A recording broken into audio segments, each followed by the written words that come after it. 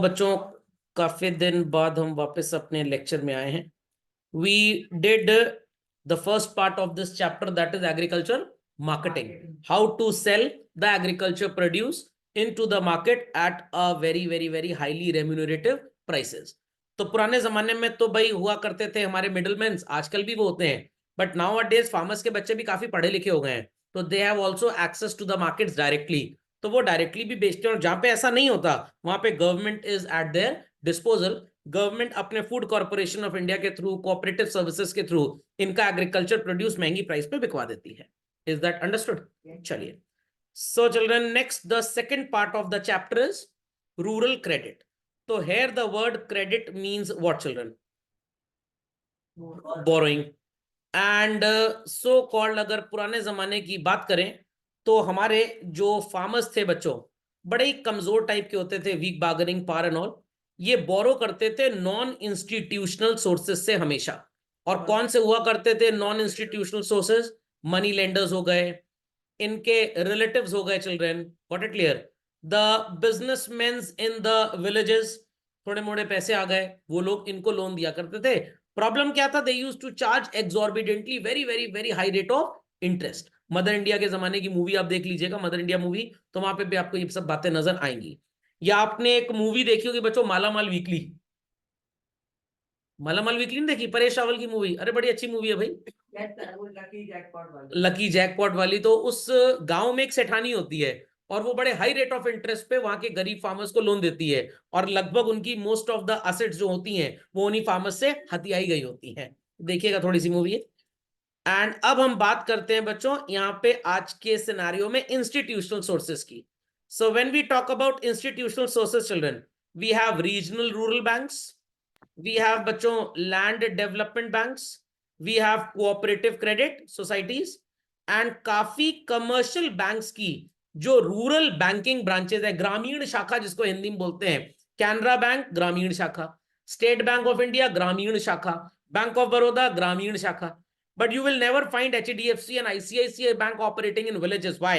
Because उनको उतना पैसा मिल नहीं पाता है. Is that understood? तो let's understand रूरल क्रेडिट के इंस्टीट्यूशनल और नॉन इंस्टीट्यूशनल सोर्सेज क्या है, एंड इनका बेनिफिट या डिसएडवांटेज क्या होगा. पर सर नाबार्ड भी तो है. नहीं, नाबार्ड जो है वो रेगुलेटर है child. I repeat, NABARD is a regulator. NABARD का कोई अपना ऑफिस नहीं है जो आपको लोन देने के लिए बुला लेगा. नाबार्ड के अंडर में सारे के सारे काम करते हैं. समझ गए उज्जवल जी? Yes sir. चलिए. तो हाँ, बोल सकते हैं यूनियन एक तरह का. So what is the need and purpose of credit children? तो सबसे पहला पर्पस आपको नजर आएगा कि भाई अगर खेती बाड़ी के लिए लिया गया है तो it is called as productive. Loan तो लिया खेती बाड़ी के लिए, बट इस्तेमाल कर लिया बच्चे की शादी में, या कोई पूजा रखवा दी, भंडारा रखवा दिया, भागवत रखवा दिया, एंड ऑल दैट करते हैं गांव वाले ये सब चीजें. तो this is called as unproductive credit. एकदम विजय माल्या भी यही काम करते थे. बैंक से लोन लिया कि बिजनेस में लगाएंगे, और जैगवार और मर्सिडीज खरीद के ले आए. अंडरस्टैंडिंग? तो ये गांव वाले बेचारे यही करते हैं. So the purpose for which finance is required and time period. Ploughing के टाइम पे अगर पैसा नहीं मिला तो फार्मर के लिए पैसा किसी काम का होता ही नहीं है. तो they should get money, that is good, but get money when it is actually required. Got it clear children? तो what is a productive resource? Obvious सी बात है, all activities related to farming are called as productive. Unproductive क्या है भाई? Personal expense कर दिया, family में कुछ हुआ उसका पैसा खर्च कर दिया, तो that is unproductive activity children. तो productive credit is when it is taken to purchase what children? Seeds, fertilisers, pesticides, equipment. रईस किसान है तब भी लोन चाहिए, तो भाई अपने लेबरर को वेजेस पे करेगा, और कोई चीज ट्रैक्टर वगैरह किराए पे ले लिया, या जिस जमीन पे खेती कर रहा है ही हैज हायर्ड दैट, तो उसका किराया देना पड़ता है. तो these are the 6 purposes basically जो प्रोडक्टिव रिसोर्सेज के लिए हैं चिल्ड्रन. तो इनको ऐसे याद रखेंगे भाई, 6 हैं तो सब याद रहेगा आपको. Got it? Thereafter children, अगर इंप्रूवमेंट करना है, लैंड की डिगिंग करानी है, कुआं खुदवाना है, वॉल की तो बनावट वहां हो नहीं सकती भाई, फेंसिंग लगवानी ताकि जानवर ना घुस जाए, तो ये सब भी प्रोडक्टिव पर्पसेस होते हैं. तो इन ऑल अष्ट धातु आ गया हमारे पास. How many productive purposes are there? 8. ये 8 प्रोडक्टिव पर्पसेस अपनी बुक में मार्क कर लीजिए. समझ में आ गई बात बच्चों? Understood everybody? Mark them 1 to 8 very quickly. चलो, तो what are the unproductive expenditure which is not related to production, children?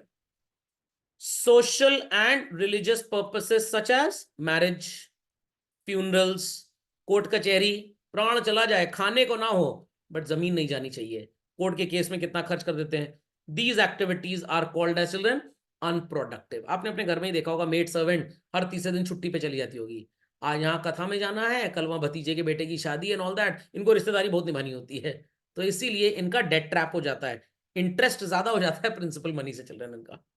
Got it? So this credit is taken, और ये कभी कभी पैसा अपने पर्सनल खर्चे के लिए लेते हैं when there happens to be a children crop failure, और कितनी बार फार्मर सुसाइड भी कर लेता है। तो इसी को ओवरकम करने के लिए what the government has started, सबको पता होगा, क्रॉप इंश्योरेंस स्टार्ट हो गया चिल्ड्रन। 50 रुपए दीजिए, पूरा खेत इंश्योर्ड है।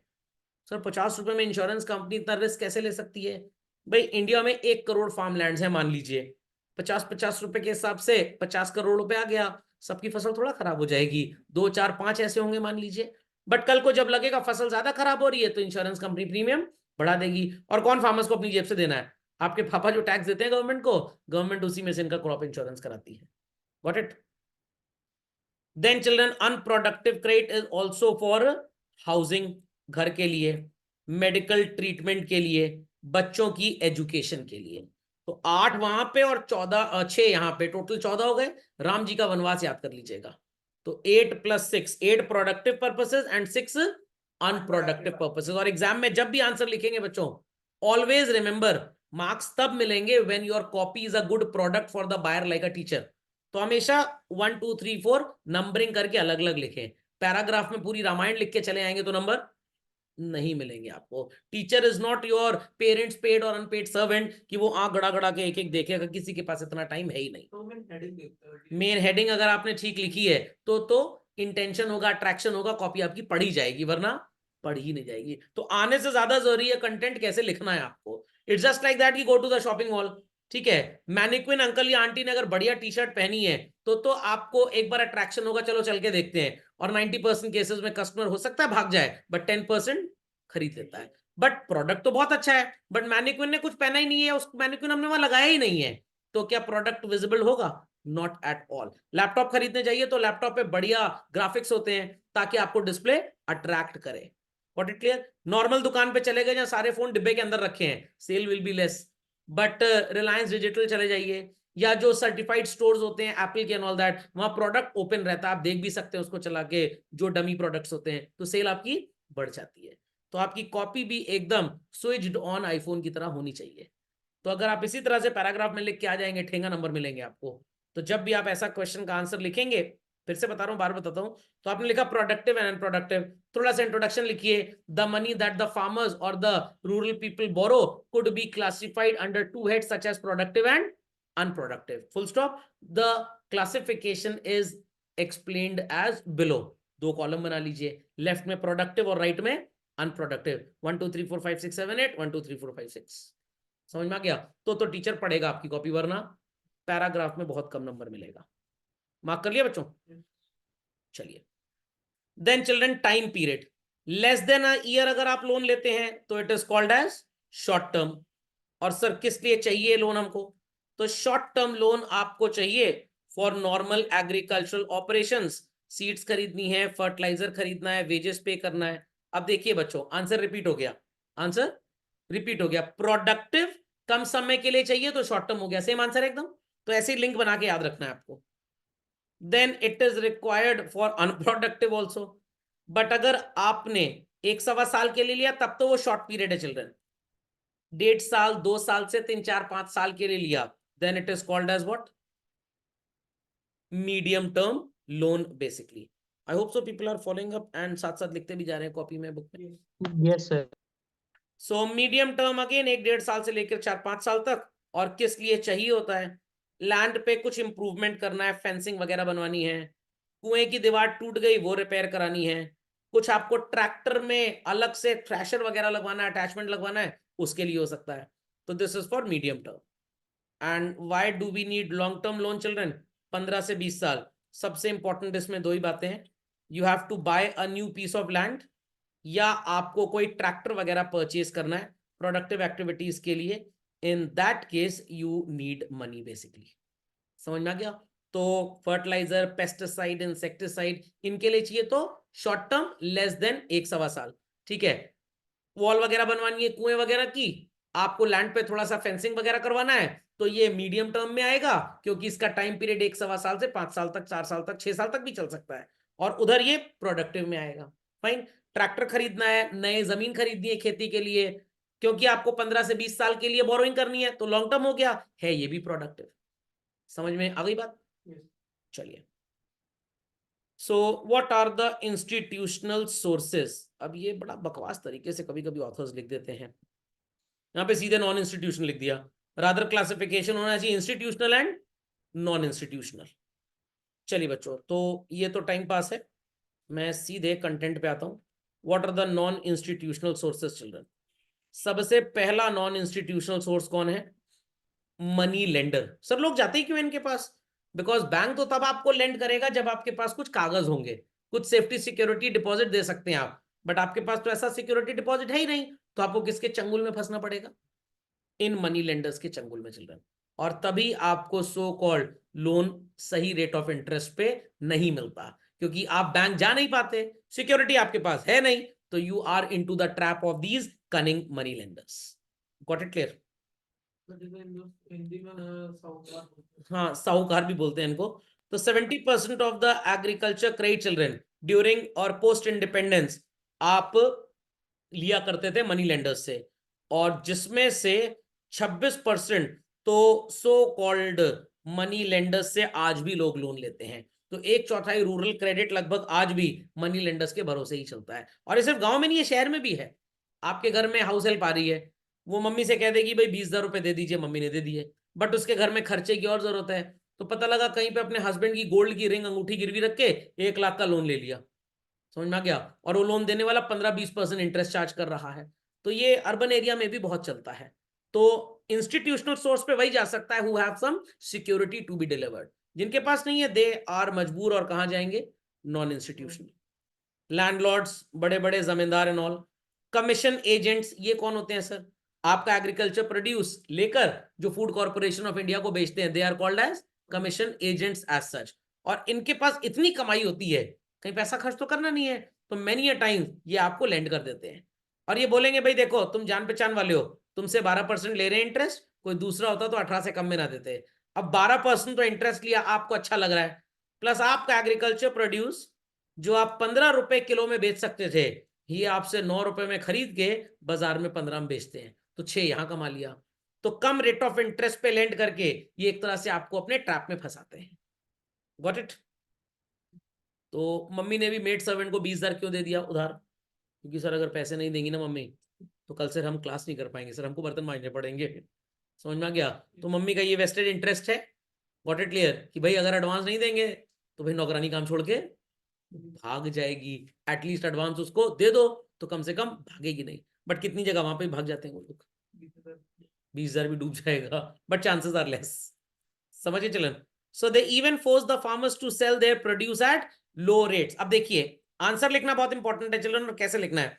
या तो थ्योरी थ्योरी थ्योरी लिखी है, अब जब आप थोड़ा सा प्रैक्टिकली आंसर को सजाएंगे, थोड़ा सा हाइलाइटर से हाईलाइट भी कर देंगे। Suppose the agriculture produce could be sold, example के through, eight ₹15 per kg to Food Corporation of India, but these landlords and other people may exploit the poor farmers by purchasing their agriculture produce at a lower price, say ₹9 per kg, and selling them to Food Corporation India at a higher price. So the reason for charging less rate of interest was to make such type of undue gains. खोपड़े में बात गई? नहीं समझे बात को? समझ गए? चलिए, so this source of credit is most important in case of cash crops. cash crops क्या होती हैं? पैसा उग रहा है, नो, जिससे पैसे बहुत जल्दी और अच्छे आते हैं। तो कॉटन हो गया, ग्राउंडनट हो गया, शुगर केन, टोबैको, इनकी डिमांड भी बहुत ज्यादा है मार्केट में, तो इसलिए किसान का ये अनड्यू एडवांटेज भी उठा लेते हैं children. And landlords, traders, commission agents, relative, ये सब मिलाकर पोस्ट इंडिपेंडेंस लगभग 1/4 उधार लोगों को दिया करते थे। Done this? तो पीपल अंडरस्टूड ना भाई कैसे आंसर लिखना है? तो ऐसा सिर्फ इस चैप्टर में नहीं है, you have to follow this technique for every chapter. जितना सो कॉल्ड आंसर लेजिबल होगा, मार्क्स उतने ज्यादा मिलेंगे आपको। तो डोंट अज्यूम कि भाई पैराग्राफ पैराग्राफ लिख दिया तो टीचर को मिल गया मटेरियल आपसे। चलिए, तो समझ में आ गई बच्चों बात। Next children, importance of non institutional sources. पहला इंपॉर्टेंस क्या है children? They give loan for every purpose. Bank में जाइए और कहिए मूवी देखने जाना है, लोन मिलेगा? मैनेजर कहेगा डंडा मार के भगाओ इसको। तो मनी लेंडर अनप्रोडक्टिव पर्पस के लिए आपको लोन दे देगा। क्यों दे देगा? क्योंकि उसको पता है कि बैंक तो लोन देगा नहीं, प्लस आपसे सस्ते में क्रॉप खरीद लेंगे, आप अलग बेवकूफ बनेंगे। Second children, they are easily accessible. Money lender तो हर गांव में 10 मिल जाएंगे आपको, बट क्या बैंक की 10 ब्रांचेस मिलेंगी? नहीं मिलेंगी। So this is having so called very easy access. Third children, their method is very simple and flexible. Bank का तो प्रोसीजर फॉलो करना पड़ेगा, ये स्टेटमेंट लेके आओ, ये सिक्योरिटी डिपॉजिट दो। क्या यहाँ पे ऐसा कुछ है? नो, क्योंकि वो चीट लॉट्स हैं basically. They do not take any security deposit. तो ये तो भाई सोने पे सुहा होगा क्या? आपके पास कोई सिक्योरिटी डिपॉजिट है नहीं, will bank be giving you loan? Bank loan देगा ही नहीं। तो कौन लोन दे देगा आपको? लैंडलॉर्ड देगा, मनी लेंडर देगा, नॉन इंस्टीट्यूशनल सोर्सेस। समझ गए? तो बस 2-4 बार रीडिंग करेंगे तो लर्न भी हो जाएगा। कोई क्वेरी यहां तक किसी की? चलो भाई, हाउ दे एक्सप्लॉइट चिल्ड्रन। कितना रेट ऑफ इंटरेस्ट है? मतलब लगभग 2 साल में पैसे डबल हो गए, ठीक ठाक। Got it clear? Various malpractices they indulge into. Sir ये कैसी मैल प्रैक्टिसेस होती हैं? एक तो बताया आपको मैंने कि लेस प्राइस पे आपका एग्रीकल्चर प्रोड्यूस खरीद लेते हैं। दूसरा, अकाउंट्स में घपलेबाजी करते हैं। बोलेंगे रेट ऑफ इंटरेस्ट इज 4%, लिखा था पी, आपको लगेगा डॉट ए लिख लेंगे, बट कितना लिख दिया? पर मंथ 4%, साल भर का 48%, और आपसे अंगूठा भी लगवा लिया। और 2 साल बाद आपसे कहेंगे तुम ही तो लिख के गए थे, तब आपको याद ही नहीं होगा कि पर मंथ लिखा है कि पर एनम लिखा है। तो किसान पढ़े लिखे भी तो नहीं होते। पढ़े लिखे भी नहीं होते हैं। समझ में आ गया? क्यों पढ़े लिखे नहीं होते हैं? क्योंकि सरकार उनको पढ़ाना ही नहीं चाहती है। वोट बैंक है वो बेसिकली। तो सारी चीजें घूम फिर के बस पढ़ाई लिखाई पे चली जाती हैं। They also force the borrowers. ये बात मैं आपको पहले ही बता चुका हूँ। समझ गए सब लोग बच्चों? तो is it good to take from non institutional source the amount of rate? Absolutely not. Let's understand कि भाई इंस्टीट्यूशनल सोर्सेस क्या है।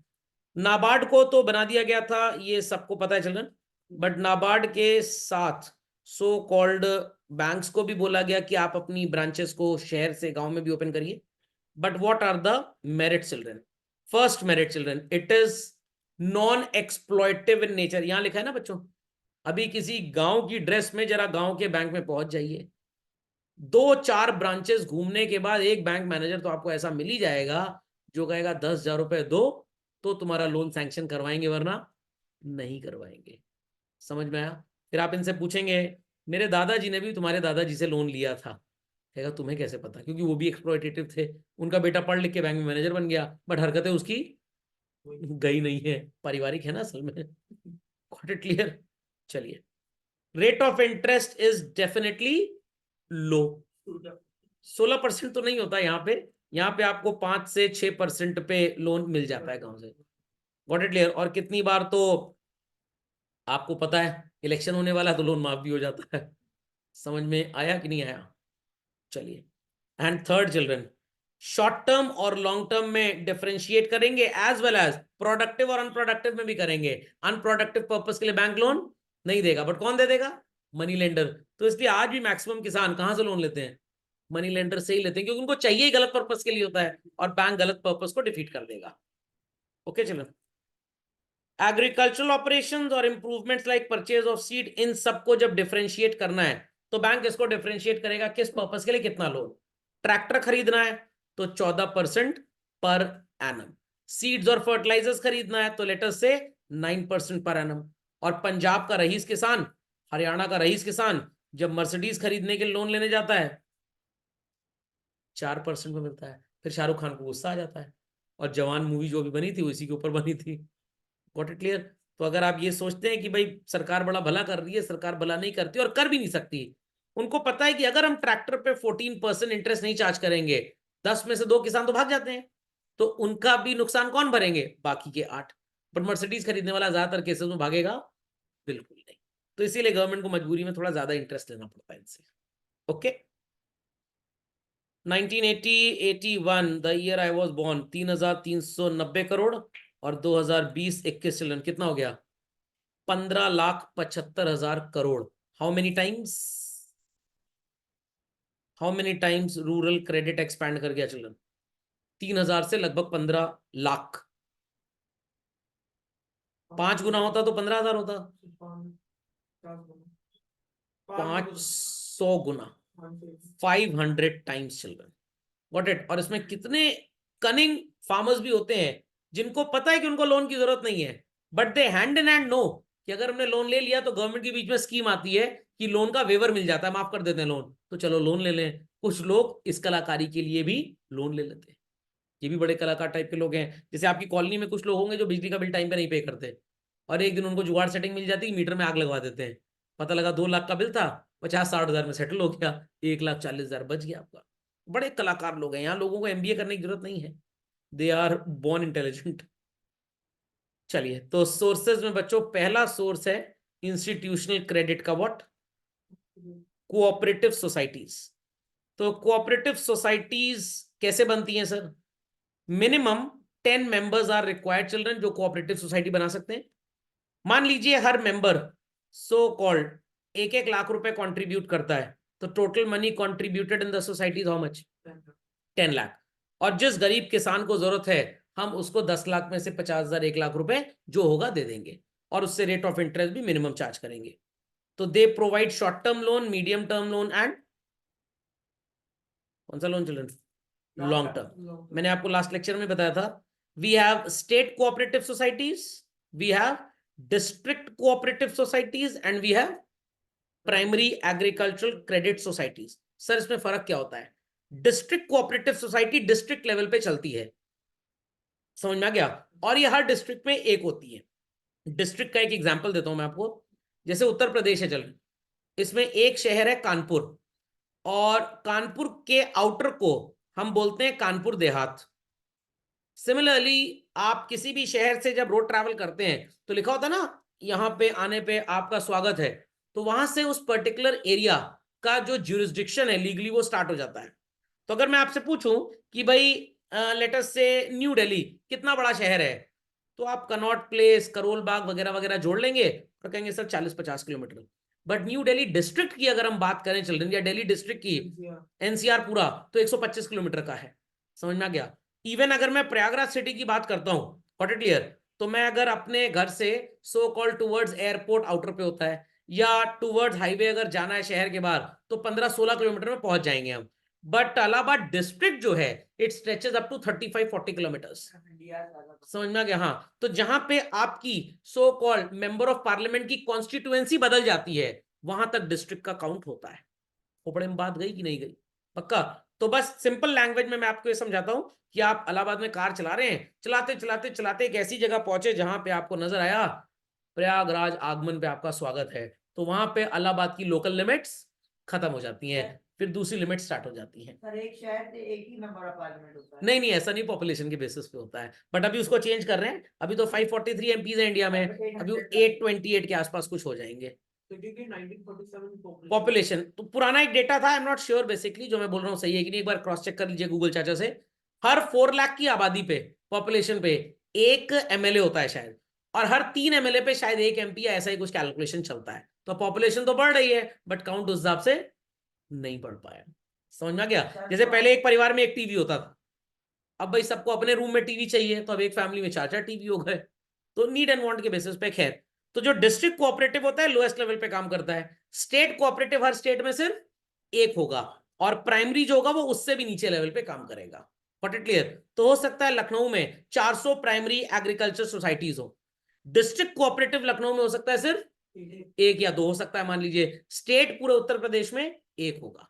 Got it clear? महाराष्ट्र बहुत बड़ा स्टेट है, तो महाराष्ट्र में भी again children state cooperative bank सिर्फ 1 होगा। But if we talk about district cooperative children, ये हर जगह मिलेंगे आपको, हर एक डिस्ट्रिक्ट पे मिलेंगे। तो थाने नाम सुना होगा आपने, पनवेल नाम सुना होगा, तो Thane is a different district and Mumbai is a different district. But जो थाने में भी रहता है ना, वो बोलता है कहाँ रहते हैं, बॉम्बे में रहते हैं। बट थाने और मुंबई में इटसेल्फ 25-30 किलोमीटर का डिफरेंस होना चाहिए। समझ में आ गई बात। और जो प्राइमरी एग्रीकल्चर सोसाइटी होगी वो मुंबई के अंदर कम से कम 400 होंगी। ओके, तो आप बोल सकते हैं मोहल्ले के हिसाब से।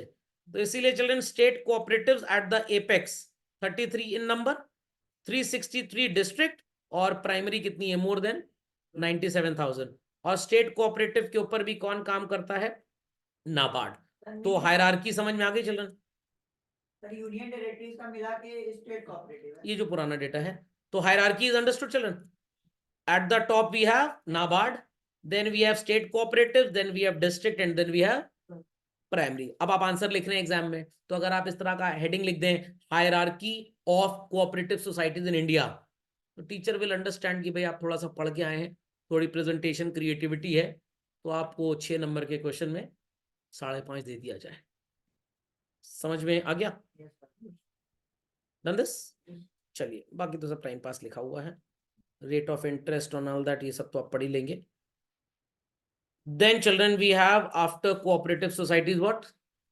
Land development banks. They also lend money for the purpose of only and only what children? Buying land or making permanent improvement to land. Fencing वगैरह आपको करानी है तो आपको यहां से लोन मिलेगा, नई जमीन खरीदनी है तो आपको यहां से लोन मिल जाएगा। तो एलडीबीज को many a time children land mortgage bank भी बोलते हैं। आपके पास 10 लाख रुपए की जमीन है, आपको एक ट्रैक्टर खरीदना है 6 लाख का, तो जमीन के पेपर बैंक में जमा हो जाएंगे और बैंक आपको एक डिमांड ड्राफ्ट बना के देगा या एनईएफटी कर देगा शोरूम वाले के अकाउंट में पैसा, और आप वहां से जाके ट्रैक्टर परचेज कर लीजिए। So they mortgage your property as well. 1929 से चल रहा है चिल्ड्रन।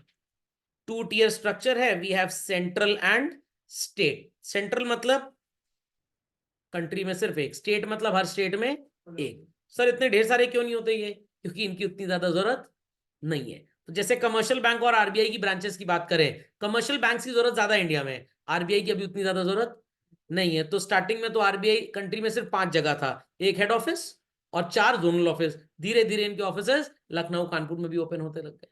व्हाट इट, आरबीआई का काम क्या है, लोगों से कनेक्ट करना? नहीं आरबीआई का भी कोई काम नहीं है, बट बैंक की जो ब्रांचेस हैं कमर्शियल बैंक की, जब वो ब्रांचेस ज्यादा होंगी तो मॉनिटरिंग के लिए आरबीआई को भी तो अपनी पावर बढ़ानी पड़ेगी, अपना जुरिस्डिक्शन बढ़ाना पड़ेगा। आपका घर जितना बड़ा हो जाएगा, कैमरे की रिक्वायरमेंट सिक्योरिटी की उतनी ज्यादा हो जाएगी। समझ में आया कि नहीं आया। अब घर में पापा है, मम्मी और आप इकलौती संतान है, 3 लोग, तो भाई कुछ भी बन गया, कभी मैगी भी खा ली, कभी रोटी दाल चावल। बट घर अगर ज्वाइंट फैमिली है, ज्वाइंट का जॉइंट, समझ में आ गया, 22 लोग रहते हैं घर में, मैगी तो नहीं बनेगी ना, तो प्रॉपर एक कुक होगा जो सबके लिए खाना बनाए। मेरी मम्मी क्यों सबके लिए खाना बनाएंगी भाई। तो जब एरिया बढ़ जाता है तो कंट्रोल के लिए भी लोगों को बढ़ाना पड़ता है। तो पूरे यूपी में आरबीआई का एक जोनल रीजनल ऑफिस कानपुर में हुआ करता था, नवीन मार्केट मॉल रोड के बगल में। जरूरत बढ़ी 2002-3 में लखनऊ में भी एक ऑफिस खुल गया वेब मॉल के बगल में, और जरूरत बढ़ेगी हो सकता है सो कॉल्ड गाजियाबाद में एक ऑफिस इनको खोलना पड़ जाए। व्हाट इट, तो जैसे आपका आईएससी बोर्ड है चिल्ड्रन, पूरे इंडिया में सिर्फ एक ऑफिस है। सीबीएसई का पहले पूरे इंडिया में एक हेड ऑफिस हुआ करता था और 5-6 रीजनल ऑफिसेस थे। अब कंट्री में स्कूल ज्यादा खुल रहे हैं, पॉपुलेशन बढ़ रही है, तो रीजनल ऑफिसेस भी और बढ़ रहे हैं। अंडरस्टैंडिंग, कल को आईएससी भी यही काम करना स्टार्ट कर देगा जब और स्कूल्स बढ़ जाएंगे। व्हाट इट, आईएसटी के कंपैरेटिवली कम है। कम है। Then we have primary land development bank children, ये एकदम प्राइमरी कोऑपरेटिव सोसाइटीज की तरह ही काम करते हैं, and they are at district level. तो इनका भी डिस्ट्रिक्ट, उसके ऊपर चिल्ड्रन स्टेट चलता है, और स्टेट के ऊपर इनको भी कौन कंट्रोल करेगा, नोबडी एल्स बट नाबार्ड। समझ में आ गया। और यहां पे चिल्ड्रन 2 लेवल्स हो गए, एक स्टेट है और एक सेंट्रल। समझ में आ गया। तो इसकी हायरार्की आप ऐसे बना सकते हैं, डायग्राम बना लीजिए।